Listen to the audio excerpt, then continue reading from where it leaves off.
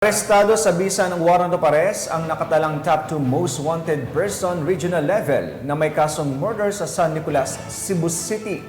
Ito ay resulta ng tuloy-tuloy na operasyon ng PNP na tugisin ang mga kriminal na nagtatago sa batas upang pagbayaran ang kanilang nagawang krimen.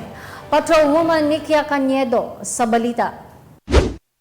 Mas rehas ang isang lalaking top 2 most wanted person regional level sa kasong murder matapos maaresto ng kapulisan ng Cebu City sa 52 Espilita Street, Barangay Pahina, San Nicolas. Kinilala ni Police Major Philip John D. Libres, Station Commander ng Police Station 5, Cebu City Police Office, ang suspect na si alias Lotoy, 26 anyos at residente ng Barangay Ermita, Cebu City. Bandang alas 10:30 ng umaga nang maaresto ang suspect sa bisa ng warrant of arrest sa kasong murder na walang rekomendadong piyansa. Kasalukuyang nasa kustodiya ng Police Station 5 ang suspect habang pinagbigay alam na sa kinaukulang korte ang pagkahuli nito. Magandang araw po sa lahat ng tagapagsubaybay ng ating programa, Police News Network.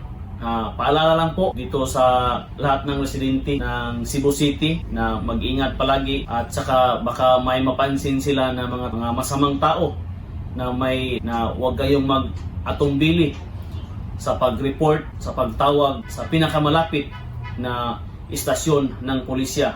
Nandito lang po kami handang tumulong at sasagot sa lahat ng mga problema.